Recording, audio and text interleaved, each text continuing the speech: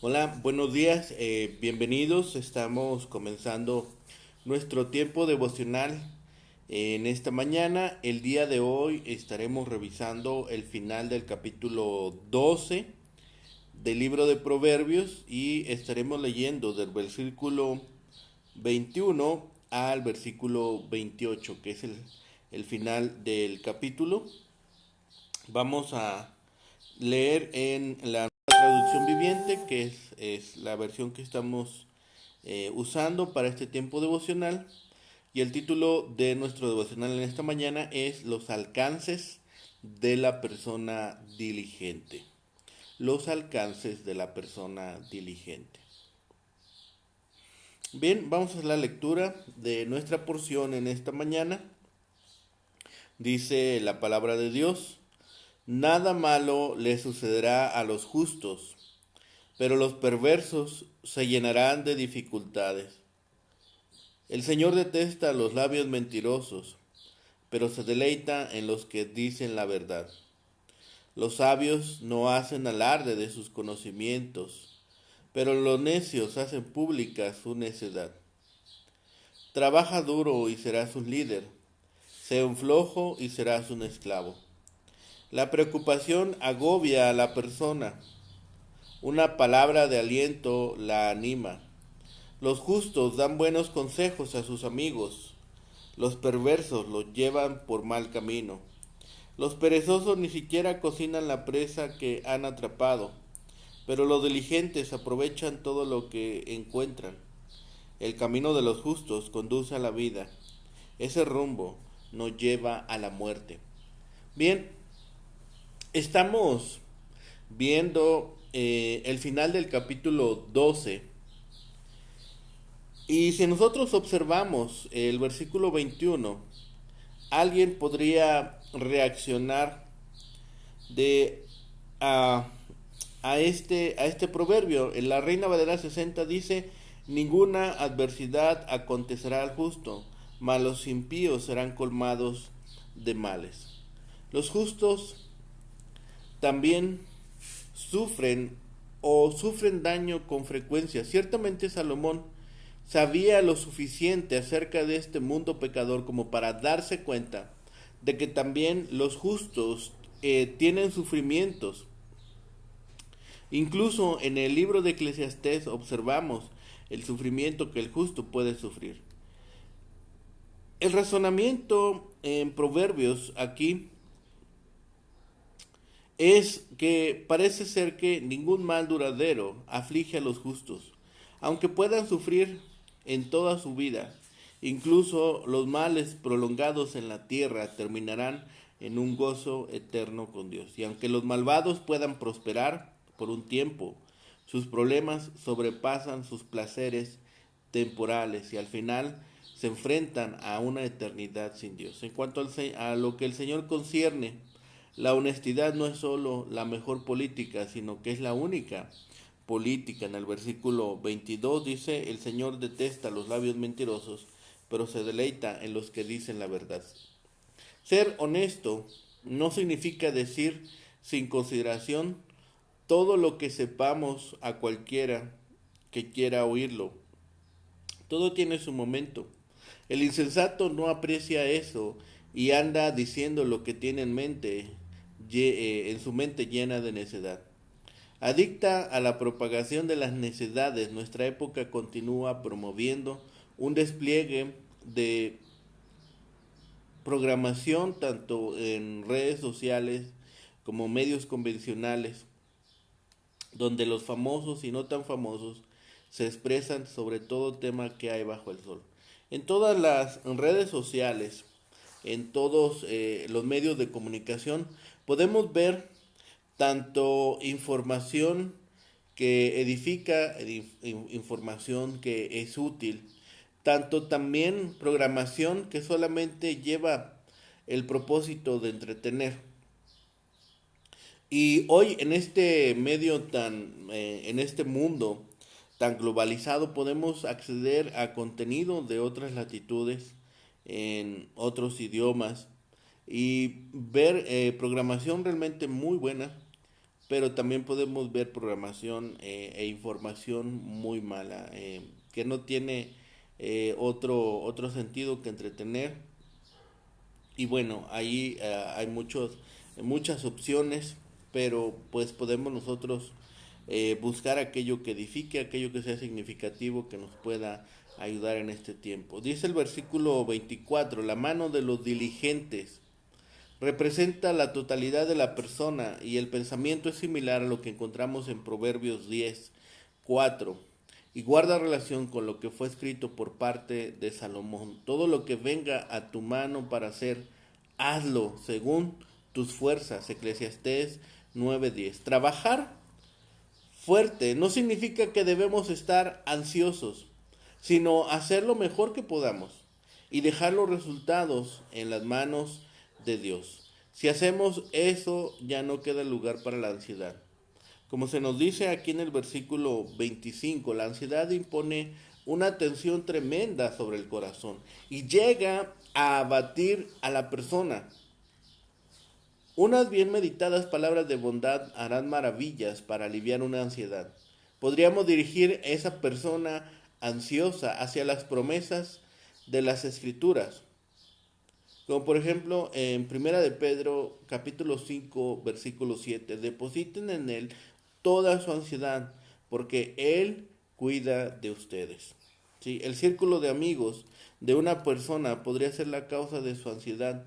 Integrarse a un grupo que no anda rectamente puede ser desastroso. Las malas conversaciones corrompen las buenas costumbres. Primera carta a los Corintios, capítulo 15, versículo 33. Es por ello que los justos son precavidos a la hora de iniciar amistades profundas. Los malvados no tienen escrúpulos, se encuentran con los de su calaña y suelen perderse juntos. La palabra que se utiliza para el versículo 27, para cocinar, aparece aquí por única vez en todo el Antiguo Testamento. Algunos suponen que se le debe traducir como esta idea de atrapar o captura. Uno se pregunta asombrado si el hombre perezoso podría tener suficiente energía como para cazar y capturar su presa, y aún así tendría más energía para asarla. Una vez que uno interpreta la palabra, la idea se aclara. Una persona puede ser tan floja que ni siquiera atienda a las necesidades básicas de la vida. El escritor Martín Lutero citó: espera que hasta que un pollo frito venga y te caiga dentro de la boca. Los justos consideran que sus posesiones son regalos de Dios. Debemos ser mayordomos fieles de lo que Él nos ha confiado durante nuestra vida terrenal. El camino de la justicia que lleva la vida es el camino de Dios. La justicia de Cristo se hace nuestra por medio de la fe. Es Él quien nos dice en la más famosa de todas las citas de las Escrituras: porque de tal manera amó Dios al mundo que ha dado a su Hijo unigénito, para que todo aquel que en él cree no se pierda, sino que tenga vida eterna. Juan 3:16. Las verdades que estamos revisando en esta porción se vuelven también una promesa para el justo. En el versículo 21 dice: nada malo le sucederá a los justos, nada vendrá sobre ellos, no les abatirá en este mundo. ¿Sí? Es por eso que los impíos o los malvados, aquellos necios, estarán llenos de problemas que vendrán sobre su cabeza y que tampoco les permitirán tener una vida tranquila. Aquel que hace maldad no duerme tranquilo, aquel que hace maldad no puede estar confiado, no haya descanso ni satisfacción en ninguna actividad. La promesa de los justos parece irreal o suena irreal. Ninguna adversidad, nada encontrará oportunidad para provocar ansiedad en la vida del justo. Vemos la vida de José y las adversidades que vinieron a su vida. Fue vendido por sus hermanos, echado en una cárcel egipcia. Entonces, ¿Cómo podríamos entender esta promesa para el que es justo? En ambas ocasiones, en la vida de José y en muchas ocasiones, la adversidad no tuvo la oportunidad para desarrollarse completamente. Dios intervino en la vida de José, intervino con bendiciones a su vida y cambió aquella situación de mal en una situación de bien. Romanos 8:28 llega a ser importante. Dice, y sabemos que Dios hace que todas las cosas ayuden a bien a los que le aman. Esto es, a los que son llamados conforme a su propósito. ¿Sí? Es decir, que un problema, que una circunstancia desfavorable no llega a hacer mella en la vida de un justo para siempre. No es la razón por la cual no es la razón por la cual esa tribulación se va a quedar, porque Dios interviene cambiando esa situación desafortunada en una bendición. Finalmente, el versículo 22 dice, el Señor detesta los labios mentirosos. No va a traer bendición sobre aquel que aborrece, no va a traer bendición sobre aquel que hace lo malo. No va a permitir que las acciones de aquella persona que abomina lleguen a prosperar. ¿Por qué? Porque es detestable, porque es impuro, porque es opuesto a su palabra. No es aceptable delante de su presencia. Así se puede ver la actitud de rechazo de Dios hacia los labios mentirosos. Por otro lado, los que actúan con verdad o fidelidad, aquellos que son agradables, aquel que hace las cosas que a Dios le agrada, son favorecidos de parte de Dios. Así que estemos pensando en aquellas cosas que son agradables a Dios y aquellas cosas que traen y acercan también las bendiciones de Dios a nuestra vida. Podríamos pensar en cómo es que un hombre justo va a lograr tener una buena vida. Lo veíamos parte de estos elementos el día de ayer. Primero, tiene un dominio de su persona, tiene un dominio propio, ¿sí? El autocontrol. El que se esfuerza recibe recompensa. Nosotros estemos esforzándonos constantemente en tener dominio propio. ¿Por qué? Porque también recibimos recompensa por tener dominio propio.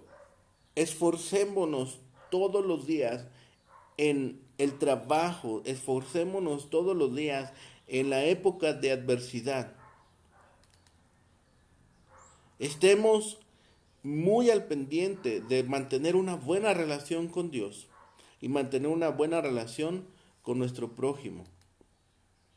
También estemos observando nuestras relaciones con los demás. Veamos cómo estamos actuando nosotros, de qué forma estamos llevando esta vida que Dios nos permite, cómo estamos usando los dones, las habilidades y los talentos que Dios nos ha dado. Estemos edificando y llevando palabras de aliento, palabras de esperanza a los demás. Y dependamos realmente de la relación con Dios. Porque Él trae paz, trae descanso, trae alivio, nos conforta. Él es quien ayuda a resolver todos los problemas, todas las tribulaciones. Y sobre todo, pensemos que ha mandado a su Hijo Jesucristo para traernos un gran don, para traernos una gran salvación y darnos la promesa de la vida eterna.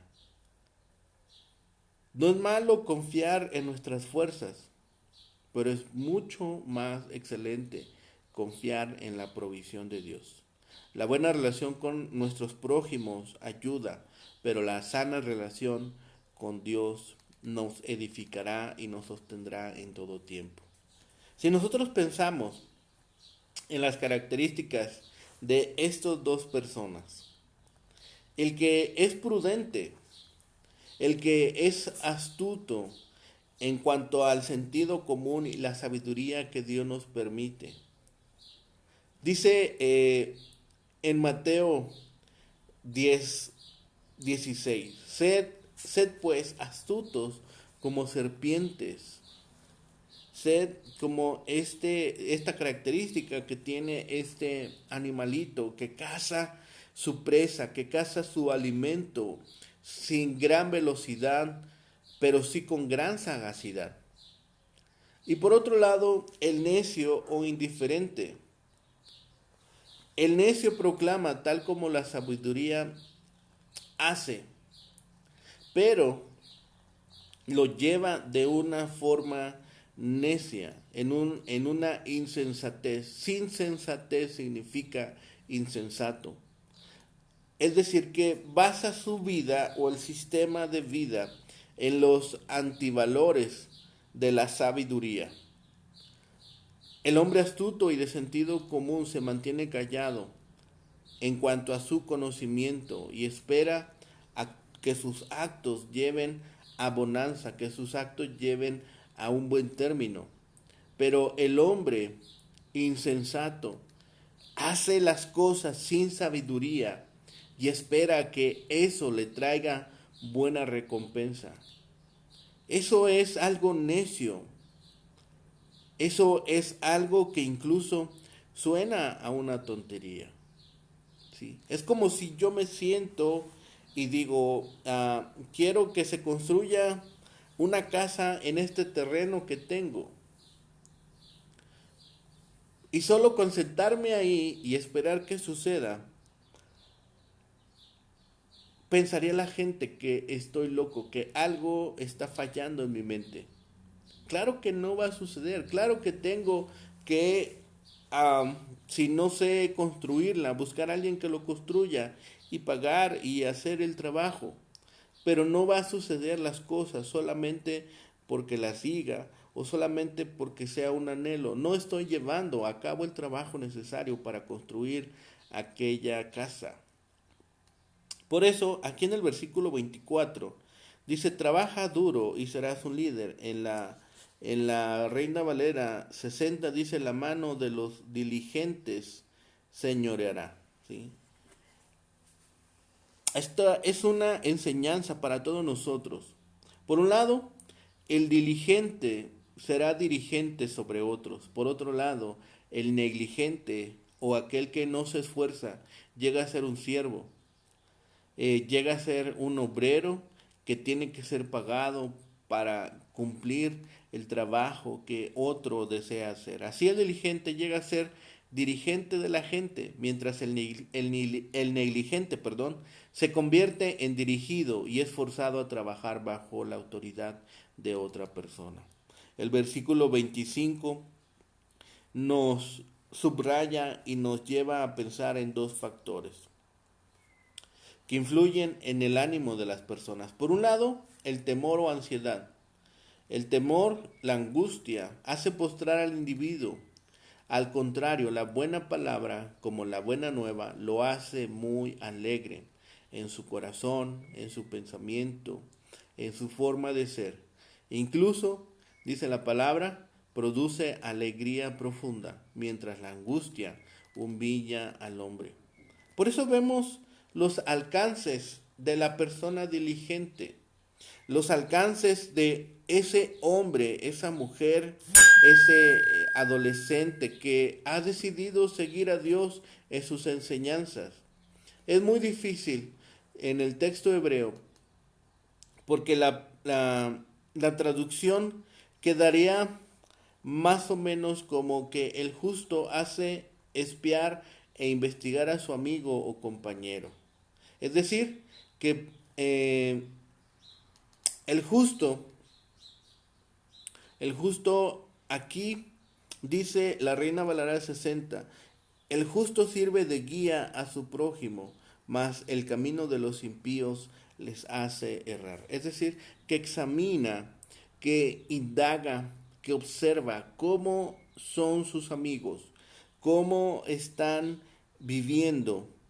Y entonces, después de indagar, después de ser cercano, después de tener esta amistad íntima, es capaz de dar un consejo con sabiduría, de llevar por buen camino, de guiar por buen camino. A lo mejor solamente le acompaña en el trayecto, pero esa compañía es con pleno conocimiento de lo que está sucediendo en su mente y en su corazón. Seamos amigos, realmente seamos verdaderos buenos amigos. Busquemos que todas nuestras amistades nos conozcan. Seamos sinceros y hablemos francamente de aquello que nos angustia, de aquello que nos trastorna o nos tiene en tribulación, porque tener un amigo y poder tener confianza en él es una gran dicha. La conducta, sin embargo, de los impíos los hace errar o salir del buen camino, imitando el mal camino de los impíos.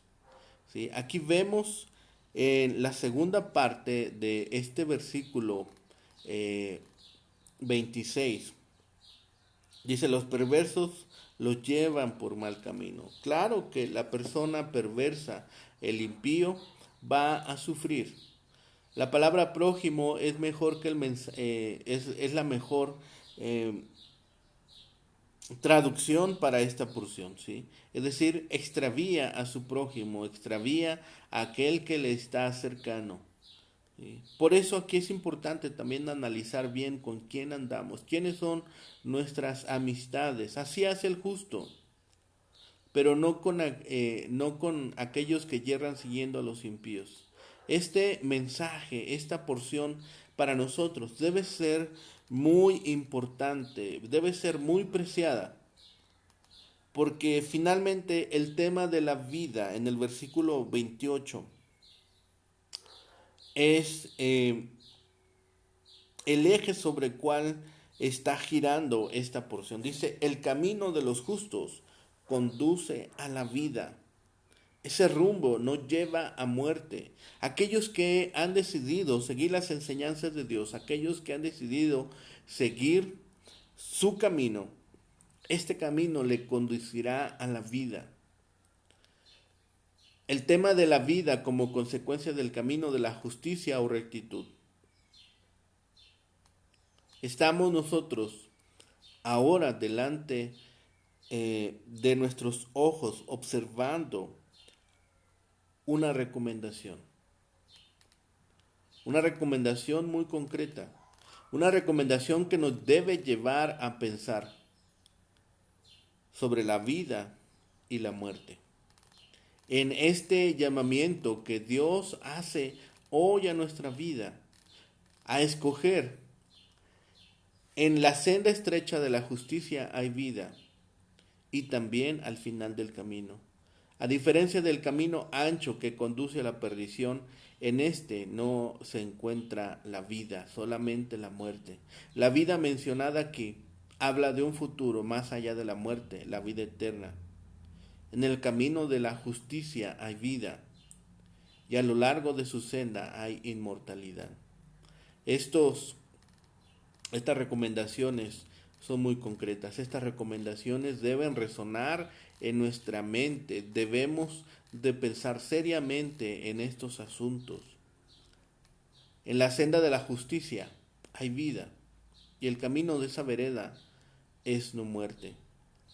El propio proverbio nos habla de esta alusión a la inmortalidad que sigue al final de una vida justa en este mundo. En este pensamiento debemos concluir que hay un camino, el del error, que es una vereda hacia la muerte.